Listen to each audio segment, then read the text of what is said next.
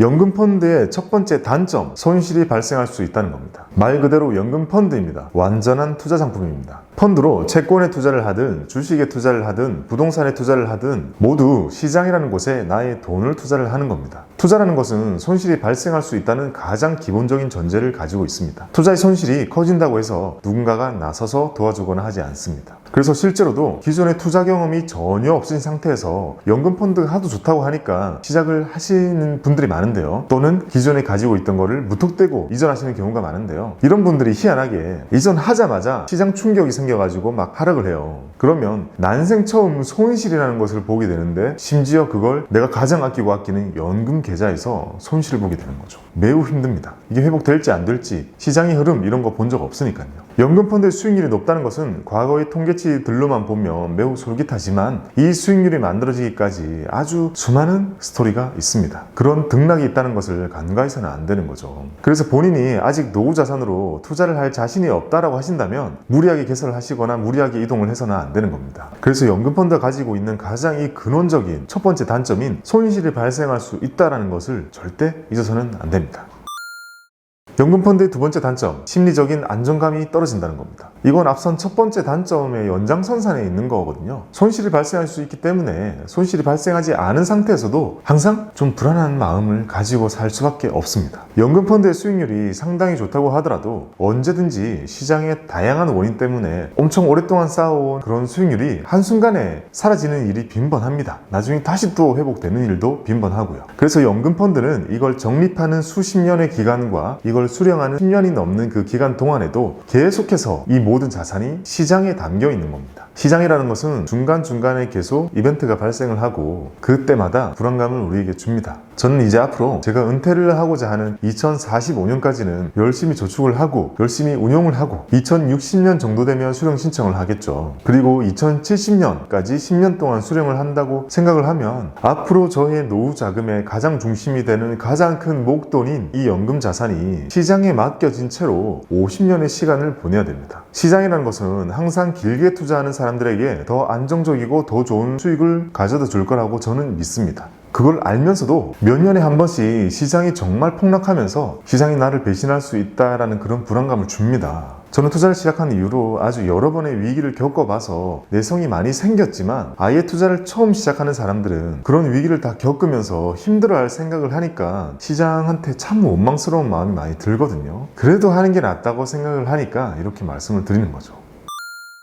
연금펀드의 세 번째 단점, 관리자가 없다는 겁니다. 우리가 만약 연금을 원금 보장이 되는 것에다가 했다면 금리가 낮다고 하더라도 확실히 주기로 한 그 큰 존재가 있다는 것은 분명히 마음을 편하게 하는 요인이죠. 하지만 연금펀드는 50년짜리 운용을 내가 직접 해야 되는 상당한 부담이 있습니다. 스스로가 다양한 투자를 계속 할 사람이라면 이런 장기간의 운용이 부담스럽지는 않을 수 있는데요. 만약 나는 연금펀드만 하고 다른 투자는 하지 않는다면 이렇게 장기간 동안 계속 확인하고 계속 리밸런싱을 하고 마이너스가 나면 찾아가서 왜 마이너스가 나냐, 이걸 더 추가로 매수를 해야 될지 아니면 여기서 매도를 해서 손실을 실현해야 될지 이런 의사결정도 계속 해야 되죠. 상담을 통해서 나의 결정을 도와줄 사람들은 있지만 결국 본인의 것은 본인이 해야 되는 것이라는 그 전제는 변하지 않습니다. 특히 연금은요. 여러분들께서 연금을 펀드로 하고 계신데 가까운 주변의 지인들이 전혀 투자라는 것을 하지 않거나 내가 의사결정을 내리는 것을 논의할 사람이 전혀 없다면 이 연금 펀드를 운용해 간다는 것이 매우 외로운 투자가 될 수 있습니다. 여러분, 이번에는 여러분들이 가장 궁금해하시는 세금 부분에 대해서 제가 좀 자세하게 설명을 드리겠습니다. 여러분들께서 이 세금 부분마저 이해를 하신다면 연금 저축의 모든 걸 이해하신 거라고 생각하시면 되겠습니다. 연금 펀드가 여러분들에게 어렵게 느껴지는 이유는 다 이 세금 때문입니다. 그리고 연금이 좋냐 안 좋냐에 대한 많은 논쟁도 이 세금 부분 때문에 생기는 거라고 볼 수 있습니다. 연금 펀드에서 세금 관련해서 나올 수 있는 것은 딱 5가지입니다. 세공제, 연금소득세, 기타소득세, 종합소득세, 이자소득세입니다. 이 5개를 그림을 통해서 한번 배워보겠습니다. 가장 무난한 상황을 하나 가정해 놓고 배워보겠습니다. 여러분들이 이때 연금 계좌를 개설을 해요. 그리고 돈을 붓겠죠. 돈을 붓는데 첫 해에 500만 원을 부었다고 가정해 보겠습니다. 첫 해 500만 원을 부었다면 여러분들이 그 중에 500만 원 중에서 이 400만 원에 대해서만 세액공제를 받겠죠. 이 부분에 대해서는 13.2% 또는 16.5%의 세액공제를 통해서 환급을 받으시게 됩니다. 52만 8천 원 또는 66만 원을 받으시게 되겠죠. 이건 첫 해가 지나고 나면 바로 받으시게 되는 환급액이 되는 겁니다. 그리고 두 번째 해에 이번에는 600만 원을 넣어보겠습니다. 그 사이에 이자가 10만 원 붙었다고 가정해 보겠습니다. 자, 그러면 두 번째 해가 끝났을 때도 여러분들은 600만 원을 부었다고 해도 세액공제 한도인 400만 원에 대한 또 52만 8천 원 또는 66만 원만큼을 세액공제로 환급을 받으시게 됩니다. 그리고 여러분들의 계좌 속에는 1110만 원이 있게 됩니다. 이런 식으로 해마다 계속 저축을 하게 되겠죠. 언젠가 시간이 지나서 수령을 하고자 하는 그 시점, 이 기간은 사람마다 다를 거고요. 수령하는 그 시점에 여러분들의 연금펀드 계좌 속에는 자산이 어떻게 되어 있냐면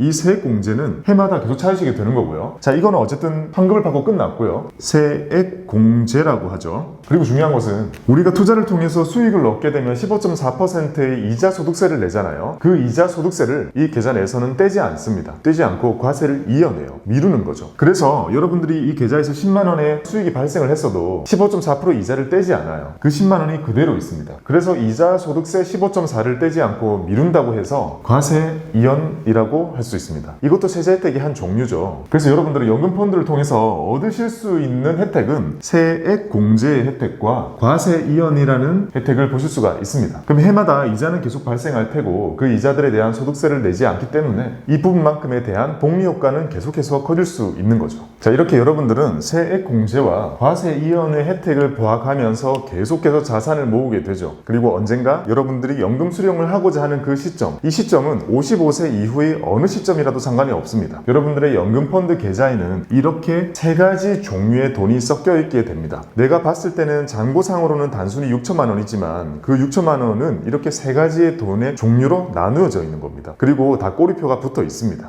여러분들이 연금 수령 신청을 하시게 되면 10년 동안 쪼개서 받으시게 되거든요. 최소 10년이고요. 참고로 여기서 2013년 이전에 가입한 연금은 이게 5년 수령이 가능하고요. 그 이후에 가입하신 연금은 모두 10년 이상으로 수령을 해야 됩니다. 이 큰 자산들은 계속해서 펀드로 굴러가는 거고요. 그 중에 일부씩 매달 매도가 되어서 현금으로 빠져나오게 되는데요. 이렇게 받으시는 연금에 대해서는 여러분들이 내게 되는 세금이 바로 연금소득세입니다. 여기서 연금소득세를 내게 되고 연금소득세는 나이에 따라서 3.3에서 5.5%의 세율을 가지고 있습니다. 그리고 이 계좌에는 세 가지 종류의 돈이 섞여 있다고 했잖아요. 그 중에 가장 먼저 연금으로 튀어나오는 것이 바로 이 파란색 부분입니다. 이 파란색 부분이 먼저 나오는 거죠. 파란색 부분이 다 나오고 나면 그 다음은 검은색과 빨간색의 재원들이 나오게 됩니다. 그럼 이 파란색은 우리가 세액공제를 받지 않았던 부분이잖아요. 그래서 중간에 출금도 가능한 그런 재원이었죠. 이게 연금으로 수령할 때는 연금소득세를 내지 않습니다. 세액공제를 받은 원금과 그것 때문에 발생한 이자가 나올 때만 연금소득세를 내게 되어 있습니다. 연금소득세를 내는 자산인 거죠. 그리고 다음으로 알려드릴 세금은 기타소득세입니다. 기타소득세는 중간에 깨면 16.5%라는 매우 높은 세율로 낸다라는 것을 우리가 알고 있죠. 만약에 여기 정도 단계까지 왔는데 연금 수령 신청을 하지 않고 그냥 해지를 하게 되면 기타소득세는 세액공제를 받은 이 재원과 이자 부분에 대해서 기타소득세 16.5%를 부과하게 됩니다. 이 두 개의 자산에 대해서만요. 이 4천만 원은 세액공제를 받았기 때문에 거기에 대한 페널티인 거고요. 여기 이자 부분에 대해서는 15.4%의 이자 소득세를 받지 않고 미뤄왔기 때문에 거기에 대한 것을 뱉어내는 그런 개념입니다. 세액공제를 받지 않은 원금이 있을 경우에는 그 자산에 대해서는 기타 소득세도 부과하지 않습니다. 그리고 또 하나 유의하셔야 될 사항은요. 개인연금을 통해서 나중에 연금 수령을 할 때 이렇게 해마다 받게 되는 이런 사적연금, 국민연금이나 공무원연금 같은 그런 공적연금을 제외한 이런 사적연금을 통해서 받으시는 연금액이 연 1,200만 원이 넘어가게 되면 이 연금 수령액 전체가 종합소득세 부과 대상이 되기 때문에 큰 연금 자산을 모으셨을 경우에는 이 수령 기간을 10년 이상으로 더 늘려서 1년 동안 1,200만 원 이하로 수령이 되도록 해주시는 것이 좋습니다. 자, 정리해 볼게요. 다 그림 보시면 내가 내는 동안에는 내가 얼마를 내던 간에 400만 원까지는 세액공제라는 것을 받죠. 그리고 그 속에서 발생하는 이자에 대해서는 과세 이연을 해줍니다. 그리고 그렇게 모여진 돈으로 연금 수령 수령을 하게 되면 연금을 받을 때마다 연금소득세라는 것을 내게 되고요. 이걸 지키지 못하고 중간에 깨게 되면 기타소득세라는 큰 페널티가 부과되는 것이고요.